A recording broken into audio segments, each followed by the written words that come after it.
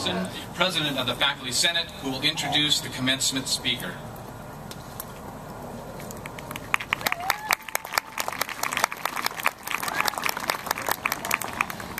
Good evening, everyone. This year's commencement speaker, Professor Kathleen Grove, was the recipient of Palomar College's 2010-11 Distinguished Faculty Award for Excellence in Teaching. Kathleen Grove has been an associate professor of sociology at Palomar since 2005. Previously, she taught for 19 years at UC San Diego and the University of San Diego. She holds a bachelor's degree from Long Beach State University and a master's and PhD from UCSD. Kathleen describes herself as an applied sociologist and loves that she can bring real-world examples into her classroom. She is the current coordinator of the Service Learning Program at Palomar and volunteers at Christie's Place and the Interfaith Shelter Network. She has published journal articles about occupational choice, full inclusion, and health policy. And she has written Building Bridges, a book on social inequality and educational reform. Currently, she is working on a book about women living with HIV and AIDS. Ladies and gentlemen, this year's commencement speaker, Dr. Kathleen Grove. Woo! Woo!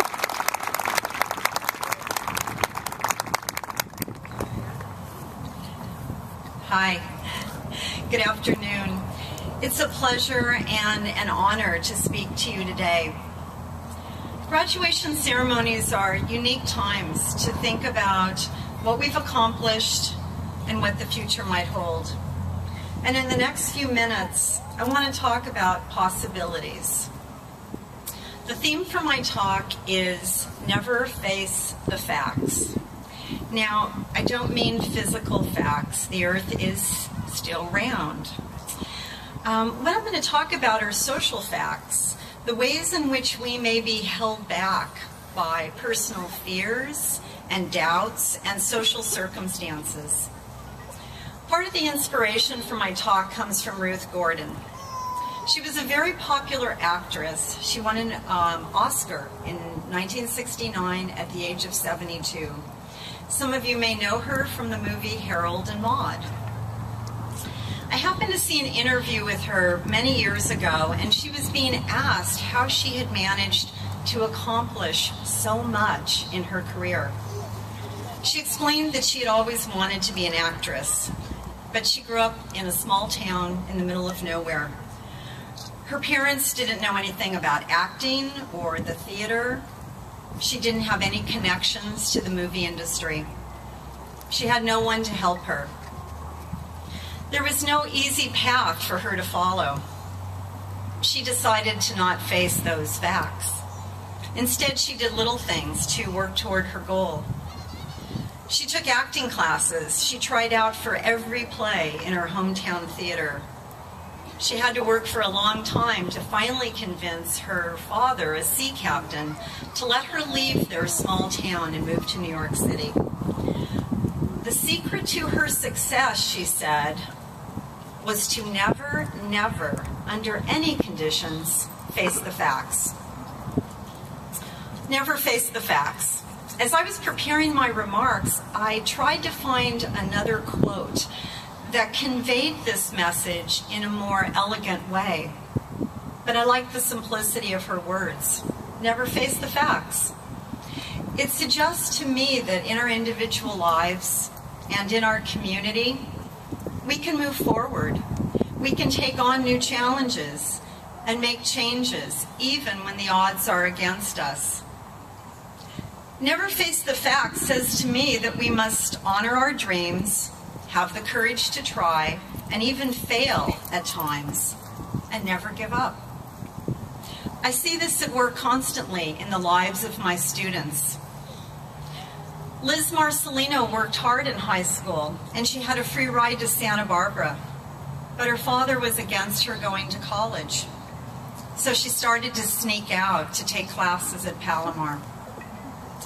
This semester, in addition to her classes, she's been working at North County Lifeline in their transitional housing program.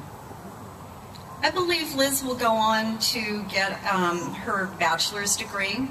She's smart, she's motivated, but also somewhere along the line she decided to not face the facts, to not be stopped in reaching her goals. Many of you sitting here today have succeeded in spite of the odds. You faced personal, emotional, economic challenges. Like Liz, you've worked hard and you've been motivated. But I also suspect that for many of you, there was a voice deep down inside that said, never face the facts. At Palomar, I've worn two hats. In addition to teaching, I've served as the coordinator of the service learning program. In the past 2.5 years, students at Palomar have contributed over 11,000 hours of service to our community. Yeah.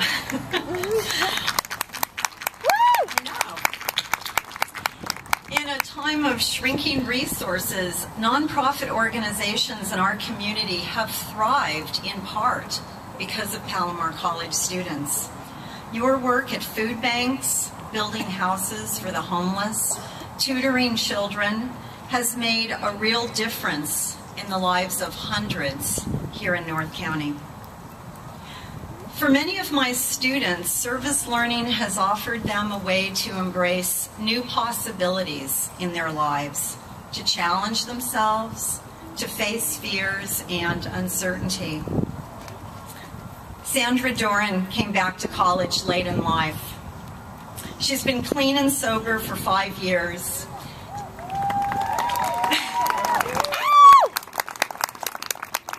And she wants to pursue a career as an alcohol and drug counselor. But she worried about her abilities. This year she faced her fears and took a bold step forward and began working at the McAllister Institute. Writing about this, she said, I think what really surprised me is how much I enjoy doing education groups with clients. I was afraid at first that I wouldn't do well as an intern, since I've never really liked getting up in front of people talking. What surprised me after the first 2 weeks of facilitating a group was that a couple of clients came up to me and told me they felt I would be an excellent counselor one day. Stanislaus Dunn has been mentoring children this semester at Community Housing Works. He writes that what has surprised him about service learning is how much the children look up to him as a role model. He says, it's rather liberating knowing you are great at something which you may have doubted in yourself before. Last year, another one of my students, Andy, volunteered at a home for people living with HIV. Not knowing much about HIV, he was nervous at first. But then he spent time with residents, hearing their stories, watching TV and sharing meals with them, hanging out. And at the end of the semester, he wrote, it's tempting to not act because you aren't sure what to do, or you feel you don't have all the answers, but sometimes you just need to jump in. I like Andy's thoughts. I've learned a lot from my students about jumping in. And so in conclusion, I hope that as you move through life, you won't be held back by your fears or your sense of uncertainty. I hope you will jump in and follow your heart and your dreams and go wherever your imagination takes you.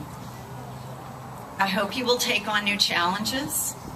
I hope you will embrace possibility, and I hope you will never, never face the facts. Congratulations, class of 2012. Woo-hoo!